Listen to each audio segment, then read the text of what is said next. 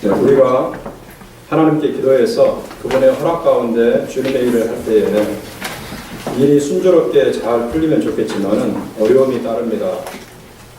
이 어려움은 외부에서 오는 방해뿐만 아니라 내부에서 발생하는 자체적 문제까지 포함합니다. 지난주에는 이 중에서 외부에서 오는 방해를 우리가 살펴보았습니다. 느헤미야 4장에 따르면, 지난주 우리가 읽었던 느헤미야 4장입니다. 느헤미야 4장에 따르면 성벽 재건이 시작되니까 기존에 그 지역에 자리 잡고 있었던 이방 세력들은 그 사역을 조롱하고 비웃어 길을 꺾으려 했습니다. 이뿐 아니라 군사적 공격을 통해서 유다 사회를 무너뜨리려고 했습니다. 그러나 느헤미야의 기도와 철저한 방어 전략으로 그 모든 방해를 극복해냈습니다. 이렇게 외부의 강력한 방해와 저항을 극복해냈기 때문에 이제 문제가 완전히 사라진 것입니까? 한숨 돌리는가 싶었는데 이번에는 유대 사회 내부에서 문제가 발생하기 시작합니다. 이 문제로 인해서 성벽 재건 공사는 또다시 위기를 맞게 됩니다. 이와 같은 내용이 기록이 되어 있는 5장을 읽으면서 우리는 다음과 같은 사실을 살펴보기를 원합니다. 내부에서 발생한 문제가 무엇이었는가? 그리고 느헤미야는 그 문제를 어떻게 대응해서 해결했는가? 그리고 회복과 부흥을 위해서 우리가 주의해야 하는 내부적인 문제는 무엇인가 하는 점 등입니다. 느헤미야는 유대 사회의 내부적 문제를 지혜롭게 극복해냈습니다. 우리 역시 유사한 내부적 문제를 어떻게 극복해야 할지 우리가 느헤미야의 경우를 살피면서 생각하고 기도할 필요가 있습니다. 그래서 하나님께서 우리를 통해서 이루고자 하시는 놀라운 뜻을 성취할 수 있기를 주님의 이름으로 축원합니다. 그렇다면 우리가 읽은 5장에 나타나는 우리 내부에서 우리의 회복과 부흥을 가로막는 가장 큰 장애물은 무엇일까요? 회복과 부흥을 가로막는 장애물, 성벽 재건을 가로막는 장애물이 있는데 5장을 우리가 심도 있게 읽게 되면 그것을 한마디로 말하면 이기심이라 이렇게 말할 수 있습니다. 이기심이라는 것은 모든 것의 중심에 나 자신을 세우고 내가 원할 때에 내가 원하는 것만을 얻어야겠다고 고집하는 자기 중심적인 태도입니다.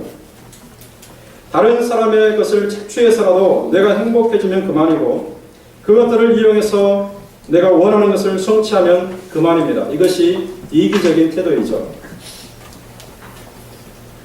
공동체를 생각하지 않고 오로지 자기 자신의 이익에만 관심을 보이는 자세가 지금 우리가 당면하고 있는 이기적인 문제입니다. 그러나 교회를 구성하고 있는 우리가 교회의 전체적인 안목에서 생각하지 못하고 오직 나 자신만을 생각한다면 그 결과는 어떻게 되겠습니까, 여러분? 우리는 교회를 일으키지 못하고 승리는 원수의 것이 되고 말 것입니다. 바로 이 문제가 외부의 공격을 잘 막아낸 유대 사회에 새롭게 떠오르는 심각한 문제였습니다. 오늘 본문을 보면은 일부 사람들의 이기적 태도 때문에 다른 사람들이 고통 가운데서 울부짖는 모습이 나옵니다. 여기서 일부 사람들은 본문을 보니까 유다 사람들 중에서 지위가 있고 돈이 많은 사람들을 여기서 말을 하고 있습니다. 한마디로 유다 사람이 동족 유다 사람 때문에 그들에 대해서 울부짖고 있습니다. 가진 자가 없는 자에게, 돈을 가진 자가 돈을 가지지 못한 자에게 경제적으로 착취한 것 때문이었습니다. 1절에 따르면 지금 고통을 당하고 있는 백성들이 그들의 아내와 함께 크게 부르짖었다고 기록이 됩니다. 그들의 아내와 함께 크게 부르짖었다. 여기서 백성들은 가난한 유대 백성들을 말하죠. 이들이 자기들의 아내들과 함께 부르짖었는데 유대 사회에서는요, 웬만해서는 여자들이 큰 소리를 지르지 않은 그런 풍습이 있었습니다. 그렇기 때문에 여기에서 여자들이 큰 소리로 부르짖었다는 것은 굉장히 놀라운 일입니다. 무슨 의미일까요? 그만큼 그들의 상황이 좋지 못했다는 거죠. 어떤 상황입니까? 경제적으로 압박을 당하는 상황입니다. 경제적인 어려움이 너무나 컸어요. 이런 경제적인 어려움은 부유한 사람들의 이기심 때문에 더 심해졌고 이런 문제는 결국 성벽 재건에 대한 가난한 자들의 열정을 꺾어버렸습니다. 당시 대부분의 사람들이 가난했기 때문에 이로 인해서 성벽 재건의 역사가 큰 위기를 당하게 되는 것입니다. 성벽이 무너졌다고 원수들이 조롱한다 한들, 무너진 성벽 때문에 자신들의 안전이 위협을 받는다 한들, 일단 내가 먹고 살 길이 막막한데 어떻게 성벽 재건을 위해서 내 모든 것을 헌신할 수 있겠는가, 이렇게 생각하는 것입니다. 가난한 유대인들이 경제적으로 더 궁핍해진 것은, 그래서 이들이 성벽 재건에 대한 열정을 잃어버린 것은 돈이 많은 유대인들이 그들을 착취했기 때문에 발생한 일이었습니다. 결국 부유한 유대인들의 이기심 때문에 공동체의 근이 가고 성벽 재건이 위기에 봉착하게 된 것입니다. 그러면 그들에 의해서 착취를 당한 사람들의 면면을 우리가 좀 살펴보기를 원하는데, 본문을 보니까 크게 세 부류로 나눌 수 있습니다.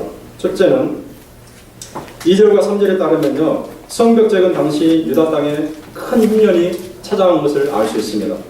흉년이 찾아오고 기근이 찾아와서 농사가 되지 않습니다. 그나마 재산이라고는 땅과 집이 전부인 사람들은 성벽 재건을 위해서 이미 상당한 물질을 헌금한 상태라 흉년이 심해지는 가운데 농사도 되지 않고 먹고 살 길이 막막해지기 시작했습니다. 그래서 먹을 양식을 사기 위해서 그 땅과 집을 저당 잡히고 돈을 빌려야 하는 궁여지책을 써야 됐습니다. 이렇게 얼마 되지 않은 부동산도 저당 잡혔는데 빌린 돈을 갚을 길이 없으니까 어떻게 되냐면 그 땅을 채권자들에게 빼앗기는, 어쩔 수 없이 빼앗길 수밖에 없는 그런 상황에 처하게 되는 겁니다. 이런 상황에서 성벽 재건은 관심 밖의 일로 밀려나게 되는 거죠. 중요한 것이 이제는 내가 먹고 살 길이다, 이렇게 생각하는 겁니다. 그래서 그들은 느헤미야를 찾아가서 당장 입에 풀칠도 못하는 상황이므로 이제 성벽 재건에서 이제 우리는 손을 떼겠습니다. 내가 먹고 살아야지 어떻게 내가 성벽 재건을 위해서 하루 종일 며칠 동안 일을 하겠습니까? 나는 못하겠습니다. 이렇게 말하는 겁니다. 둘째 4절에 보면은요, 4절에 따르면요, 어떤 사람들이 있었냐면 세금이 너무 높아서 자기들의 밭과 포도원을 저당 잡히면서까지 돈을 빌려서 세금을 내야 하는 사람들이 있었습니다. 세금 문제가 있는 거예요. 이 세금은 유대 관리들에게 내는 것도 아니고 그 당시 그 지역 일대를 통할하고 있었던 페르시아 제국 황제에게 바치는 것이었습니다. 오늘날은 우리가 세금을 내게 되면은 그 세금의 일부가 우리의 지역사회에 위해서 쓰여지잖아요. 그러나 당시에는 그러지 않았습니다. 오직 홍실만을 위해서 돈이 쓰여졌습니다. 세금을 내도 홍실로부터 오는 혜택을 전혀 받지 못합니다. 또 무거운 세금 때문에 가진 재산은 점점 줄어듭니다. 이들은 정말 입이 바짝바짝 타들어가는 어려움에 봉착했습니다. 이런 상황에서 성벽 재건이 여러분 눈에 들어오기라도 하겠습니까? 밀려나는 겁니다. 뒷전으로 밀려나는 겁니다.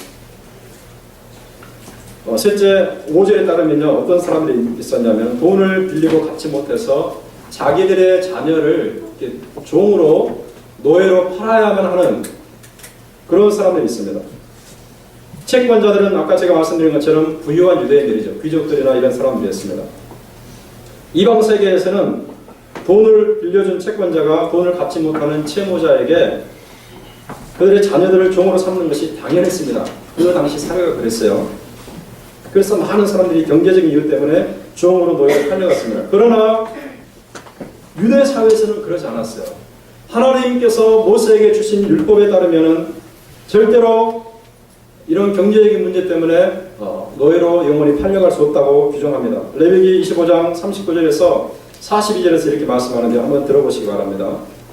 너와 함께 있는 형제가 가난하게 되어, 여기에서 형제라는 것은 이스라엘 사회 공족을 말합니다. 이스라엘 모든 사람들을 말합니다. 너와 함께 있는 형제가 가난하게 되어 내게 몸이 팔리거든 너는 그를 종으로 부리지 말고 품꾼이나 동거인과 같이 함께 있게 하여 희년까지 너를 섬기게 하라. 그때에는 그와 그의 자녀가 함께 내게서 떠나 그의 가족과 그의 조상의 기업으로 돌아가게 하라. 그들은 내가 애굽 땅에서 인도하여 낸 내 종들이니 종으로 팔지 말 것이라. 아멘. 유대 사회에서 돈을 빌려주고 빌리는 것은 위법이 아니었습니다. 돈 거래는 위법이 아닙니다. 그러나 돈을 빌려주고 나서 이자를 받는 것, 그리고 돈을 갚지 못한다고 해서 그 사람이나 그 가족들을 노예로 부리는 것, 이것은 위법이었습니다. 법에 저촉되는 것이었습니다. 이스라엘에서 땅이나 사람 모두 여호와께 속한 것이었기 때문에 사람이나 땅을 개인적 이기적인 용도로 사용하는 것은 여호와의 권한을 침해하는 엄청난 죄였습니다. 레위기 25장에 보면은 아까 제가 읽어드렸던 본문에 나타나는 희년이라는 내용이 나옵니다. 희년의 법을 제정하는데요. 희년이라는 것은 50번째 해를 의미합니다. 50번째 해. 이때에는 어떠한 빚도 다 탕감이 되었습니다. 내가 아무리 많은 돈을 빌려서 갚지 못한 상태에서 힘든 그런 상황에 처해있다 할지라도 그 모든 빚이 다 탕감이 되는, 이제 갚지 않아도 되는 너무나 좋은 제도가 희년의 제도였습니다. 어떤 사유로 인해서 종이 된 사람도 자유인으로 풀려나도록 했고 땅도 원래의 주인에게로 물려주도록 했습니다. 이 희년의 때에 이러한 희년 제정의 가장 중요한 목적 중 하나가 무엇인가? 이것입니다. 부자가 더 부자가 되지 못하게 하고 가난한 자가 더 가난한 자가 되지 못하게 하는 것. 다시 말해서 이스라엘 사회에서 경제적인 균형을 이루는 것이 희년 제정의 가장 큰 목적 중에 하나였습니다. 경제적인 균형을 이루는 것입니다. 그런데 지금 부유한 유대인들은 어떻게 하고 있습니까? 같은 동족, 가난한 유대인들에게 돈을 빌려주고 갚지 못하니까 그 자녀들을 그냥 종으로 삼고 또 종으로 팔아넘기고 이런 악한 짓을 하고 있는 것입니다. 성벽 재건의 와중에 이미 부유한 자들의 배를 불리는 것에만 혈안이 되어 있는 사람들이 바로 이런 사람들입니다. 아모스 2장 6절과 7절 그리고 이사야 56장 9절과 12절에 따르면 이러한 이기적인 탐욕이라는 것은요, 이스라엘이 바벨론 제국에 멸망하기 전에 선지자들이 안타까운 마음으로 지적했던 크나큰 죄악 중에 하나였습니다. 바로 그와 같은 죄악들이 모이고 합쳐지고 반복되어서 이스라엘 사회가 하나님께 심판을 당했습니다. 그런데 이러한 죄악을 꾸로 귀한 유대인들이 또다시 반복하고 있는 것입니다. 과거 조상들이 했던 죄악을 또다시 반복하고 있는 거예요. 자유를 찾아서 고국에 돌아온 사람들이 과거 조상들이 그것 때문에 노예로 팔려갔었는데 그와 같은 죄악을 또다시 반복하고 있는 것입니다. 이처럼 돈 있는 자들이 돈 없는 자들을 착취하는 것, 그리고 가난한 자들이 더욱더 극심한 가난 속에서 허덕이며 부르짖는 것, 이것은 성벽 재건에 엄청난 장애물로 작용을 했습니다. 돈도 다 떨어지고 가진 땅도 빼앗기고 자녀도 노예로 팔려가는 상황에서 여러분 어떻게 성벽 재건에 힘을 기울일 수가 있겠습니까? 어떻게 거기에 관심을 가질 수가 있겠습니까? 참으로 어렵습니다. 반면 율법을 어기면서까지 힘이 없는 동족들을 착취하는 가진 자들은 이기심으로 똘똘 뭉쳐있는 자들입니다. 이런 자들이 성벽 재건이라는 공동체 공익에 여러분 관심이라도 있겠습니까? 성벽 재건이 중요한 것이 아니고 자기들이 좀 더 많은 돈을 가지는 것이 중요한 것입니다. 이 사람들은. 남은 어떻게 되든 자기들의 재산만 불리면 그만인 사람들인데 이 사람들이 어떻게 다른 사람의 복지에 그리고 성벽의 복지에 관심이 있겠습니까? 가진 자들이 남은 어떻게 되든 상관없이 이기적으로 행동한 근본적인 이유가 무엇일까? 우리가 깊이 생각해 보면요, 이것은요, 자기만 행복해지면 그만이라고 생각했기 때문이었습니다. 나만 행복해지면 되지, 이런 생각입니다. 그러나 이기적 태도는 사람을 행복하게 하지 못합니다. 히레를 하는 사람이 이렇게 말한 적이 있는데요. 자기 중심적인 사람은 절대로 행복하지 않다. 만족한 인생을 보내는 비결은 다른 사람에게 보다 많은 사랑과 기쁨과 행복을 나누어주는 데 있다. 자신의 일만을 생각하고 있는 인간은 그 자신마저도 될 자격이 없다. 또 과거 그리스의 유명한 철학자였던 세네카도 이런 비슷한 말을 한 적이 있는데요. 자기 자신만 생각하고 모든 것을 자기의 이익에 귀착시키는 사람은 행복하게 살 수 없다. 진정으로 자신을 위해서 살려면 이웃을 위해서 살아야 한다. 그리스도인이 아닌 사람이 이와 같은 이야기를 했습니다. 이 시점에서 우리는 교회의 상황을 생각해 볼 필요가 있습니다. 교회가 복음을 전하면서 하나님 나라 확장을 위해서 힘차게 전진하면 사탄은 느헤미야 시대처럼 먼저 외부적인 세계, 불신의 세상을 이용해서 가로막습니다. 비웃기도 하고 노골적으로 미워하기도 하고 또 제도적인 장치를 통해서 박해를 가하기도 합니다. 이것이 우리가 현실 생활 속에서도 경험하는 일입니다. 그러나 교회가 기도하면서 이를 극복해내면 사탄은 당시 유대사회 내부의 문제를 일으켰던 것처럼 공격의 루트를 이제 교회 밖에서 교회 안으로 틀어 올립니다. 이 때문에 어떤 성도들은 이기적으로 행동해서 다른 성도들을 힘들게 합니다. 사탄의 교묘한 작전에 넘어가는 거죠. 서로가 서로의 유익을 위해서 조금씩 양보해야 하는데 자기 감정에만 충실하고 자기 것만 챙기느라 여러 성도들의 마음에 못을 박는 경우도 있습니다. 또한 교회를 세속화시키거나 성도들 사이에 이런저런 말이 돌게 해서 서로 오해하게 하고 분열을 조장하는 등 여러 가지 문제를 일으킵니다. 이런 문제에 걸려 제대로 대처하지 못하면 교회는 세상에 더 이상 복음을 효과적으로 전할 수가 없게 됩니다.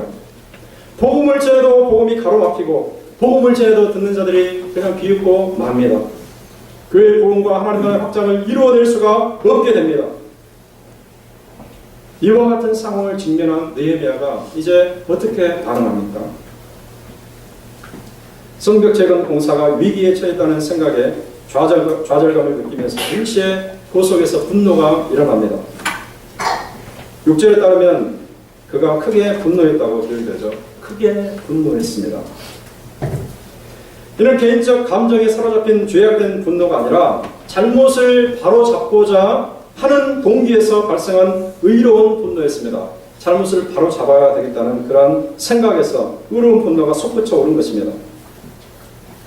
누구에 대한 분노입니까? 가진 자들, 귀족들, 민장들, 부유한 자들에 대한 분노입니다. 힘 있는 자들에 대한 분노이죠. 느헤미야는 힘 있는 자, 부유한 자들에게 도움을 받기 위해서 그들이 틀렸음에도 불구하고 그들을 지지하는 타락한 정치인이 아니었습니다.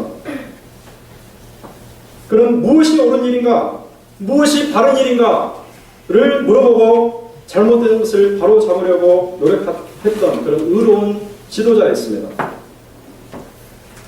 잘못된 것이 무엇인지 알면서도 자기의 안위를 위해서, 자신의 성공과 출세를 위해서 부정한 권력자, 부정한 부자들의 편에 서는 자들이 현실적으로 얼마나 많습니까? 인간의 이러한 타락한 면모를 생각할 때에 느헤미야는 참으로 하나님께서 세우신 참된 지도자였습니다. 바른 지도자였습니다. 여러분, 예수님께서 12사도를 훈련시키셨는데 그 12사도 중에서 가장 사랑이 많다고 알려진 사도가 있었습니다. 사도가 있었는데 바로 사도 요한입니다. 요한은 사랑의 사도로 알려져 있습니다. 그런 요한이 교회 내에 잘못된 것에 대해서는 조금도 양보하지 않은 사실이 흥미롭습니다. 요한 3서 9절과 11절을 보면요, 이런 이야기가 기록이 됩니다. 교회 안에서 으뜸되기를 좋아하는 디오드레베가 있었습니다. 디오드레베, 이름이 좀 어렵지만 디오드레베가 있었는데 이 사람이 사도 요한 및 당시 순회 복음 전도자 일행을 망령된 말로 비방한 일이 있었습니다. 이것도 부족해서 그는 순회 전도자인 그들을 영접하지 않았을 뿐만 아니라 이분들에게 숙소를 제공해서 접대하려고 하는 자들까지 욕하면서 교회 내에서 힘으로 쫓아내 버렸습니다. 이러한 사실을 사도 요한이 듣고 그가 그 교회에 가게 되면 그 악한 일을 잊지 않고 반드시 징계할 것이라고 경고를 했습니다.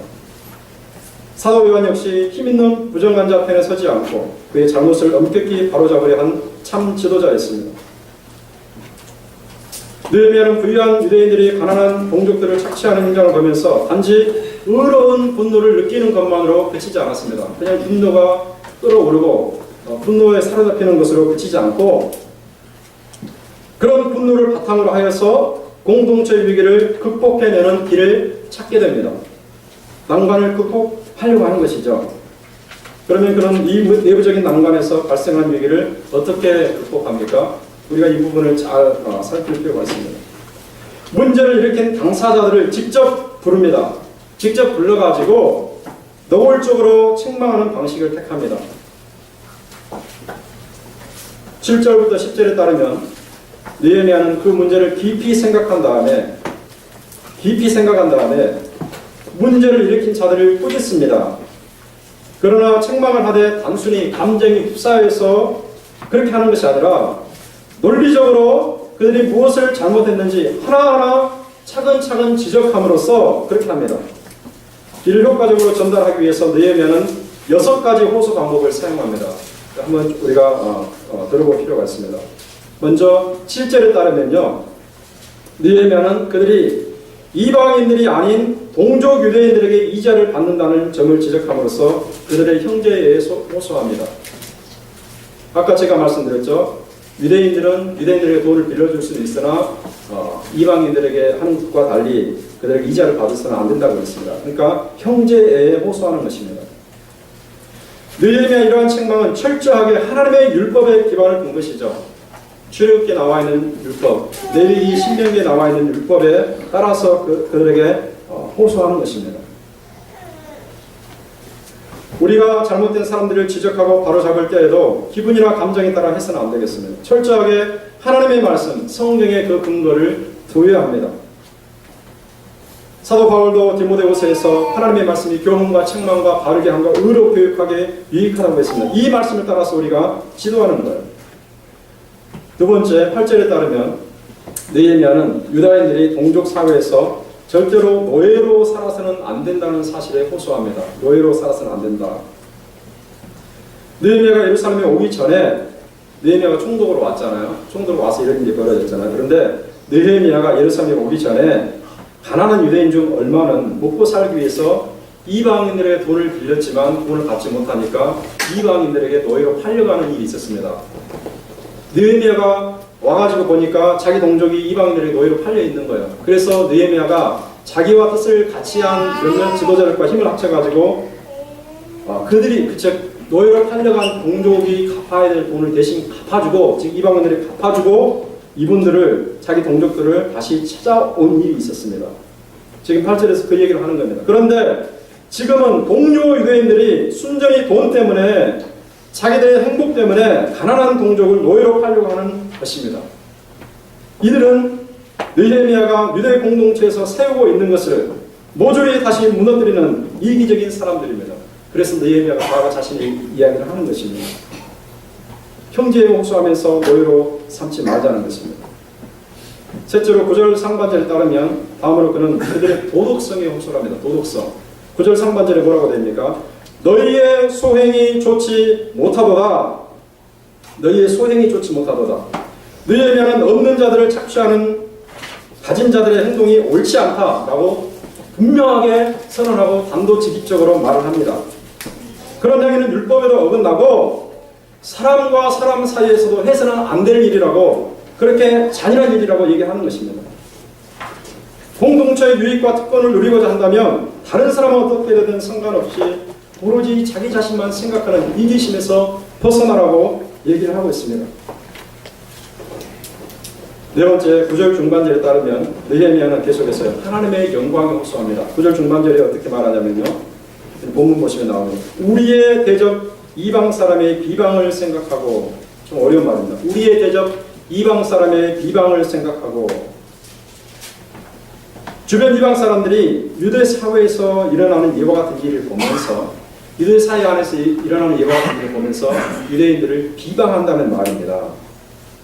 우리가 지난주에 보았던 것처럼요, 4장 4절에 따르면 무슨 일이 있었습니까? 성벽을 막 재건하려고 하니까 이방 사람들이 이 성벽 재건하는 자들을 조롱하고 이 성벽 자체를 조롱하고 업신여기면서 비방했었잖아요. 그런데 이번에는 유대인 사회 내부에서 벌어지는 이러한 일, 즉 가진 자가 없는 자를 착취하는 이와 같은 사실을 보면서 유대인들이 참 어리석은 자들이구나 라고 비방하는 것입니다.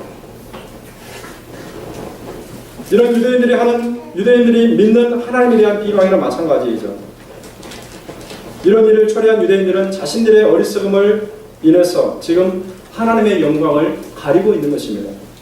그러니 그런 악한 일을 그치고 이방인에게 더 이상 비방거리가 되지 말자고 호소하는 것이 아니겠습니까? 더 이상 이방에게 비방거리가 되지 말아서 이스라엘은 하나님의 백성으로서 세상과 구별되게 삶으로써 이방 세상에 무엇이 되어야 되겠습니까? 간증거리가 되어야 됩니다. 그런 삶을 통해서 하나님의 영광을 드러내야 합니다. 그런데 느헤미야 시대에 가진 자들은 이에 실패했습니다. 주변 이방 민족들이 동족에 대해서 잔인하게 구는 유대인들을 보았다면 유대인들은 자기의 율법과 신앙이 하늘에 속한 신령한 것임을 어떻게 이방 사람들에게 입증할 수 있겠습니까? 우리는 하늘에 속한 신령한 것들을 믿는 사람들이다. 이 사실을 어떻게 입증할 수 있겠습니까? 오히려 하나님의 영광만을 가리고 말 것입니다. 교회는 불신 세상에 빛을 비춰야 됩니다. 이사야 42장 6절에서 이사야가 하나님의 계시를 받아가지고 하나님을 대언해서 이렇게 말합니다. 나 여호와가 너를 세워 백성의 언약과 이방의 빛이 되게 하리라. 하나님은 하나님의 백성을 이방의 빛으로 세우셨습니다. 또 이사야 60장 1절에서 이렇게 말합니다. 일어나라 빛을 발하라. 이는 내 빛이 이르렀고 여호와의 영광이 내 위에 임하였음이니라. 하나님께서 우리에게 빛을 주셨고 일어나 빛을 발하라고 말씀하십니다. 예수님도 마찬가지로 마태복음 5장 16절에서 이렇게 말씀하십니다. 너희 빛을 사람 앞에 비추게 하여 저희로 너희 착한 행실을 보고 하늘에 계신 너희 아버지께 영광을 돌리게 하라. 우리가 가진 빛으로 세상에 비치게 되면 우리 하나님은 영광을 받게 됩니다. 성도끼리 도와주고 사랑하는 모습을 통해서 세상에서는 볼 수 없는 착한 행실을 통해서 어두운 세상에 빛을 비추고 하나님의 영광을 드러내는 그런 일이 이루어지게 됩니다. 이와 같은 우리 교회가 되기를 주님의 이름으로 축원합니다. 다섯째 9절 하반절에 따르면 느헤미야는 지금 하나님을 아는 그들의 지식, 즉 신학에 호소합니다. 9절 하반절에 어떻게 말하느냐면 이렇게 말합니다. 우리 하나님을 경외하는 가운데 행할 것이 아니냐. 우리 하나님을 경외하는 가운데 행할 것이 아니냐. 이 말은 조금 어렵게 들려지는데 이와 같은 의미가 됩니다. 너희들이 진정으로 하나님을 안다면, 그분이 어떤 분인지를 안다면 너희 현실 생활 속에서 하나님의 그러한 성품을 실현해야 되지 않겠느냐. 너희들이 믿는 하나님의 성품을 삶의 현장에서 구현해야 되지 않겠느냐.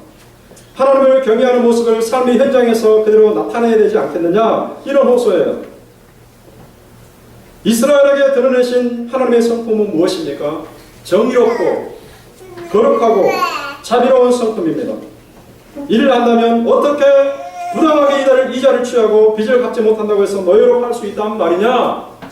돈이 있는 유대인들은 가난한 동족들을 가혹하게 대함으로써 삶의 현장에서 하나님의 그와 같은 성품을 구현하는데 철저하게 실패하고 말았습니다. 그러나 이들이 정말로 하나님을 경외한다면 삶의 현장에서 그를 경외하는 모습을 보여야 하는 것입니다. 우리가 알고 있는 교리는 삶과 불일치될 수 없습니다. 믿음과 행위는 분리될 수 없습니다. 이스라엘은 하나님처럼 정의롭고 하나님처럼 거룩하고 하나님처럼 자비롭게 살아야 함을 누구보다 잘 아는 사람들이었습니다. 우리는 하나님을 믿는 백성이기 때문에. 그러나 이렇게 살지 않은 자들은 하나님의 말씀을 무시할 뿐만 아니라 그분 자체를 경외하지 않는 자들입니다. 말로는 하나님을 경외한다 하지만 나는 여호와를 경외합니다. 나는 성전에서 예배를 드립니다. 그렇게 말하지만 삶의 현장에서 그와 같은 모습을 보이지 않는다면 이런 여호와를 경외하지 않는 모습입니다. 느헤미야가 하는 말이에요. 여러분이 진정으로 하나님이 어떤 분인지를 안다면 그 하나님의 성품을 그리고 하나님의 그 진리를 삶의 현장에서 적용하는 성도가 되기를 바랍니다. 여섯째 10절에 따르면 느헤미야는 이제 자기 자신의 경험을 가지고 자기 경험에 호소합니다. 느헤미야와 그의 형제들과 그의 식솔들도 동족 가난한 유대인들에게 돈을 빌려준 적이 있습니다. 돈을 빌려주는 것 자체가 율법을 어긴 것이 아니라고 그랬죠. 그러나 느헤미야와 그의 식솔들은 지금 공동체에 문제를 일으킨 다른 부유한 자들과 달리 채무자를 노예로 팔아버리는 그런 일을 하지 않았습니다. 그들에게 이자를 받지 않았습니다. 그래서 바로 자기의 정당성이 있기 때문에 지금 이자를 받고 채무자를 노예로 팔아버리는 부유한 유대인들을 강하게 책망할 수 있는 것입니다. 느헤미야마저 이기적으로 행동했다면 이기심으로 인해 발생한 내부 문제를 어떻게 그가 해결할 수 있겠습니까? 한국 교회를 보면 정말 안타까운 일이지만요. 극히 일부 목회자가, 다는 아닙니다. 여러분 오해하시면 안 됩니다. 극히 일부 목회자가 돈 문제와 여자 문제로 목회자의 권위를 손상시키고 교회 개혁을 가로막는 일이 있습니다. 다 그런 것은 아니지만 정말 극히 일부이겠지만 몇몇 목회자들은 교회 재정 수천 수억 원을 자기 사적인 용도로 쓰면서 이중 장부를 만들고 강력한 리더십과 영적 권위를 앞세워서 여성들과 간음을 하는 죄를 범합니다. 이들이 어떻게 교회 회복과 부흥을 위해서 앞장설 수 있겠습니까? 이들이 하는 말이 어떻게 설득력을 가질 수 있겠습니까? 우리가 먼저 정직하고 의롭게 살아갈 때에 그때서야 비로소 우리의 호소와 주장이 설득력이 있는 것입니다. 느헤미야는 이와 관련해서 자신이 유대 백성들에게 보인 본보기를 더 상세하게 우리에게 설명해 주는데요. 이것은 그 뒤쪽에 나와 있는 14절부터 19절에 나와 있는 이야기입니다.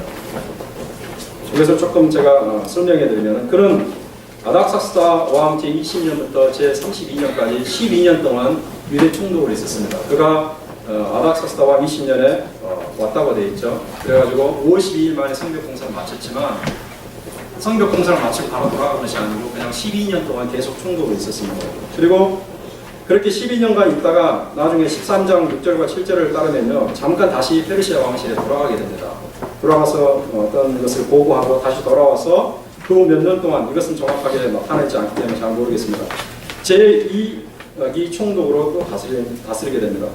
그런데 이 기간은 다시 말해서 첫 번째 12년의 기간 동안 그는 총독의 녹을 먹지 않았습니다. 그보다 먼저 유다를 다스렸던 총독들은 백성을 토색하고 무거운 세금을 걷어들이고 그 신하들에게까지도 권력을 실어줘가지고 백성들을 압제하게 만들었지만 느헤미야와 그 신하들은 그렇게 하지 않았습니다. 느헤미야는 자신의 권력을 이용해서 재산을 축적하는 방편으로 삼지 않았습니다. 여러분, 느헤미야가 어떤 사람입니까? 페르시아에서 온 사람이었습니다. 페르시아 홍실에서 온 사람이었습니다. 술가논이었습니다. 어쩌면 그는 당시 유다 사회에서 가장 부유한 사람 가운데 하나였을 것입니다. 그는 자신의 많은 재산을 오히려 백성들을 섬기는 데 사용하였습니다. 그렇게 한 가장 큰 이유는 백성의 삶이 너무나 힘들고 그들이 하는 성벽재건 역사가 너무나 힘든 상태에서 백성들과 고통을 나누고 싶었기 때문이었습니다. 그리고 유대 부유한 자들에게 본을 보이고 싶었기 때문이었습니다. 이런 차원에서 그는 자신이 페르시아에서 벌었던 재물을 백성을 위해서 사용하면 했지, 백성들을 착취하거나 무거운 세금을 물리지 않았고 총독의 녹을 먹지도 않았습니다. 정말 어려운 일이죠. 그러나 느헤미야의 이러한 선행이 유대 사회의 부유한 자들에게 좋은 본보기가 되어서 그들의 이기심을 억제하는 데 도움이 되었을 것입니다. 이러한 느헤미야 행위는 오늘날 목회자를 비롯해서 교회 평신도 지도자들 그리고 교사들에게도 모범이 됩니다. 더 나아가서 나라의 통치자들과 지도급 인사들에게도 모범이 되어야 합니다. 지도자가 거짓말을 하면서 추종자들에게 진실하게 살라고 말할 수는 없는 것입니다. 지도자가 부당한 행동을 하면서 추종자들에게 정의롭게 살라고 공부할 수는 없는 것입니다. 지도자가 돈을 물수듯 하면서 추종자들에게 검소하게 살라고 말할 수는 없는 것입니다. 지도자가 도덕적으로 치명적 약점을 가지고 있으면서 추종자들에게 도덕성, 윤리성을 회복하라고 호소할 수 없는 것입니다. 지도자가 기도하지 않으면서 추종자들에게 기도하지 않는다고 책망할 수 없는 노릇입니다. 저도 여러분의 영적 지도자로서 비록 완벽하지 않지만 여러분에게 설교하고 가르치는 것에 부끄럽지 않게 살기 위해서 진심으로 노력을 하고 있습니다. 지도자가 본보기를 보여도 백성이 따라오지 않는다면 그것은 어쩔 수가 없는 노릇입니다. 그러나 본보기를 보이게 되면 적어도 자기가 힘주어 하는 말에 설득력은 생기는 것입니다. 그리고 지도자를 중심으로 추진되는 회복과 부흥이 정당성을 가지는 것입니다. 우리가 교회의 회복과 부흥을 꿈꾼다면 저를 비롯해서 평신도 지도자라고 자부하는 분들은 이를 가슴 깊이 새기시기를 바랍니다. 느헤미야는 이상과 같은 6가지 호소를 통해서 부유한 자들의 잘못을 철저히 깨닫도록 한 후에 단호하게 선언을 합니다. 지금껏 행한 잘못을 즉시로 그치라고 추상 같은 명령을 내립니다. 11절에 따르면 이렇게 말하죠. 11절 전체 내용을 하나로 말하면 오늘이라도 그치고 중단하고 돌려보내라입니다. 오늘이라도 돌려보내라. 이런 너희들의 잘못이 너무나 오래 지속되어서 피해자들에게 너무 늦은 것 같지만 지금이라도 그 잘못을 중단하면 피해자가 다시 회복할 기회를 얻는다는 사실을 강조합니다. 피해자가 다시 회복할 기회를 얻을 수 있는 기회를 빨리 주라는 거죠. 잘못을 바로잡으라는 느헤미야의 말은 지금 듣고 하루 이틀 후에 시행할 성격이 아닙니다. 책망과 호소의 말을 들은 지금 당장 이행해야 하는 것입니다. 오늘 할 일을 내일로 미룰 수는 없는 것입니다. 그런 그들에게, 즉 지금 다시 말해서 유대 지도자, 유대 부유한 자들에게 지금껏 받아왔던 이자의 100분의 1을 더 이상 받지 말라고 명령합니다. 이자의 100분의 1을 받지 말아라. 그게 무슨 말인가? 여기서 이 100분의 1이라는 것은요, 1개월에 1%를 말합니다. 1개월에 1%. 그러면 1년으로 치면 얼마가 되겠습니까? 1년 12개월로 치면 12% 이자가 되겠죠. 12%는 상당히 높은 이자가 됩니다. 10,000불을 빌리면 1개월에 $100씩 1년에 이자로만 1,200불을 내야 됩니다. 상당히 많은 이자죠. 우리에게 회개할 일, 사죄할 일, 개혁할 일이 있다면 내일로 미루지 말고 오늘 당장 실천하시길 바랍니다. 이렇게 잘못을 당장 그치라는 명령을 한 후에 느헤미야는 부유한 그 유대인들에게 다짐을 받아냅니다. 자기들의 말로써 맹세하게 하는 것이에요. 그들은 느헤미야의 책망을 듣고 노예로 팔았던 자들을 다시 돌려보내고 이자를 받지 않겠다고 다짐을 합니다. 그러나 느헤미야는 단순히 그들의 말을 듣는 것을 끝내지 않습니다. 더 철저하게 조치를 취하는데 무엇인가? 그들의 입으로 맹세한 것을 증인을 세워서 헌신하게 하는 일입니다. 증인을 세웁니다. 12절에 따르면 어떤 사람들이 나오냐면요, 제사장들이 나옵니다. 느헤미야가 유대 백성, 부유한 유대 백성들을 세워놓고 다짐을 받은 다음에 제사장들을 부릅니다. 제사장들을 입회하게 해서 부유한 유대인들이 지금 한 약속을, 공적인 약속, 사적으로 그냥 하는 약속이 아닌 공적인 약속이 되게 합니다. 시간이 흘러서 그들이 딴 마음을 품지 못하게 아예 법적인 조치를 취하는 것이죠. 제사장을 불러서 맹세했다는 것은 그들의 약속이 단순히 사람들 앞에서만 하는 것이 아니라 여호와 하나님 앞에서 한 것임을 인식시킨다는 의미입니다. 하나님 앞에서 한 약속이다. 하나님 앞에서 다시는 그렇게 하지 않겠다고 약속을 하고 서원을 하고 했으니 이제는 그 명령, 그 다짐과 맹세를 어겨서는 안 되는 것입니다. 마치 오늘날로 따지면 공증을 받은 것이나 마찬가지가 되겠죠. 부유한 유대인들은 이러한 언약의 맹세를 반드시 지켜야 됩니다. 왜 그렇습니까? 만약 지키지 않을 경우에 그들은 무서운 대가를 치르게 됩니다. 방금 제사장들을 입회하게 해가지고 여호와 앞에서 맹세했기 때문에 무서운 대가를 치르게 됩니다. 이러한 사실을 느헤미야가 상징적 행동을 통해서 그들의 외리에 각인시키는데 어떤 행동입니까? 어떤 행동입니까? 13절에 따르면 느헤미야가 어떻게 행동하고 있습니까? 자신의 겉옷자락을 털어버립니다. 자신의 겉옷자락을 털어버립니다. 이는 이를 보고 있던 모든 사람들이 확실히 볼 수 있을 만큼 크고 분명한 동작이었어요. 옷자락을 털어버리는 행동은 도대체 무슨 의미인가? 그 행동은요, 뒤에 이어지는 그의 말에 그 의미가 나타납니다. 이 자리에서 하나님 앞에 한 맹세를 지키지 않는 자는 하나님에 의해서 그 집과 그 기업에서 털려서 빈 털터리가 되고 말 것이라는 의미입니다. 한마디로 말해서 맹세를 절대로 잊지 않고 그 맹세를 뇌리에 박히게 하는 상징적인 행동이었습니다. 느헤미야 이런 상징적 행동을 그리고 분명한 선언을 듣고 부유한 유대 백성들이 어떻게 반응합니까? 13절에 보니까 아멘으로 화답하고 여호와를 찬송합니다. 아멘이라고 말합니다. 이런 느헤미야의 책망이 하나님의 뜻에 따라 이루어진 것을 인정한다는 의미예요. 하나님의 뜻에 따라 이루어진 것을 인정합니다. 그리고 그의 말에 100% 동조하겠습니다 라는 다짐의 행동입니다. 아멘 하고 하나님을 찬양하는 것입니다. 이제 되었습니다. 이렇게 함으로써 성벽 재건 중이었던 유대 공동체에 발생했던 이기심의 문제가 일단락되었습니다. 이 일로 경제적 문제가 당장 해결되는 것은 아니겠죠. 기근이 있고 흉년이 있는데 어떻게 당장 해결되겠습니까? 그러나 적어도 문제가 더 악화되는 것만큼은 막을 수가 있겠죠.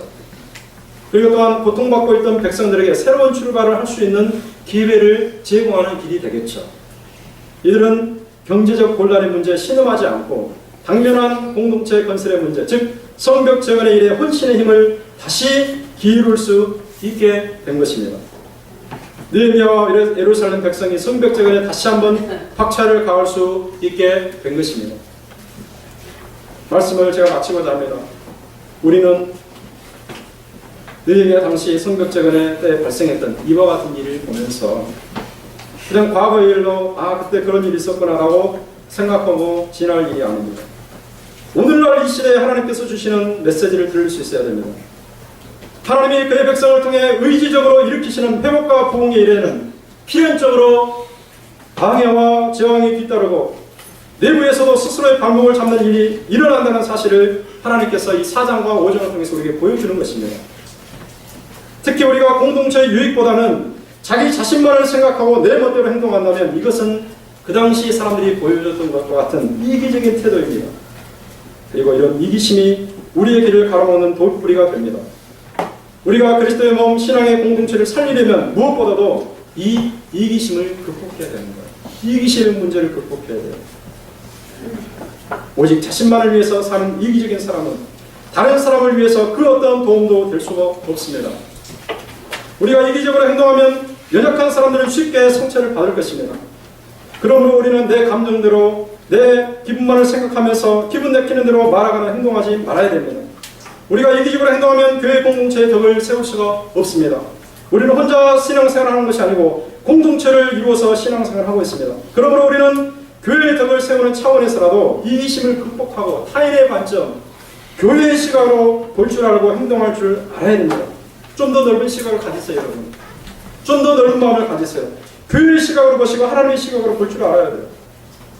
우리는 나아가 다른 사람을 지적하고 심판대에 세우기 전에, 그리고 교회의 푸념을 놓기 전에 자신이 먼저 선행으로 본을 보여야 됩니다. 이와 같은 노력을 통해서 공동체를 분열시키는 이기심을 극복하고 회복과 부흥을 일으켜 하나님의 영광을 다시 빛나게 하는 복된 저와 여러분이 되시길 주님의 이름으로 간절히 축원합니다. 우리 함께 말씀을 기억하면서 하나님 이 교회의 회복과 부흥을 주옵소서. 우리가 이기심의 문제를 극복하고 우리가 하나님께서 일으켜 세우고자 하시는 일에 100% 동참할 수 있도록 역사하시고 이 교회가 세상에 빛이 되게 하시고 세상을 건져내는 구원의 방주가 되게 하옵소서. 함께 통성으로 간절히 합심해서 기도하겠습니다. 거룩하신 하나님 아버지, 이 시간에 우리가 하나님께 말씀을 들었습니다. 아버지는 예수님께서 우리에게 말씀을 주셨습니다. 아버지 말씀을 듣고 그냥 흘려보내고 아버지 말 것이 아니라 우리 가슴에 새기기를 원합니다. 우리의 마음에 새기기를 원합니다. 우리의 뇌리에 이 말씀이 박히기를 소원합니다. 오 하나님 아버지 역사하여 주시옵소서. 하나님이여 우리가 주님의 일을 할 때에 주님의 나라를 위해서 헌신하며 수고하고 아버지 정말 혼인일체가 돼서 일할 때에 아버지 우리 안에서 뜻하지 않은 이기심의 문제가 발생해서 우리의 발목을 잡는 일이 있음을 하나님께서 아십니다. 이 시대에 아버지는 그 같은 일을 아버지 보여준 우리 하나님 아버지여, 오늘 이 시대에 그 같은 문제가 있는 것 없는 것은 아닌지 우리가 들어보고 아버지 우리가 정말 우리 자신의 감정과 개인의 기분과 개인의 뜻대로만 아버지 그런 개인적인 유익만을 추구하며 살아가는 것이 아니라 하나님의 관점에서 교회의 시각에서 공동체의 관점에서 볼 줄 아는 안목을 허락하여 주시고 아버지 여기에 정말 이기심을 극복하고 세상에 우뚝 서서 복음을 증거함으로 세상에 아버지의 빛이 되게 하시고 어둠 가운데서 신음하며 죽음으로 많은 영혼을 건져낼 수 있는 하나님의 구원의 방주가 될 수 있도록 하나님 역사하여 주시옵소서. 이 교회를 하나님께서 되게 하시고 이 교회를 하나님의 손으로 사용하여 주시옵소서. 하나님이여 우리의 잘못을 회개합니다. 이기적인 우리의 잘못, 아버지여 내 자신만 생각했던 잘못, 내 감정이 맞추었던 잘못, 내 자존심이 만하고 입사했던 잘못, 이 모든 잘못을 하나님께 아버지 내가 놓고 회개하오니 아버지의 죄를 용서하시고 죄를 불쌍히 여기시고 죄를 새롭게 하여 주시옵소서. 주님의 나를 죄를 통해서 이루어 주시옵소서. 아버지 하나님, 하나님의 말씀은 우리에게 교훈이 된다고 로마서 15장에서 말했습니다.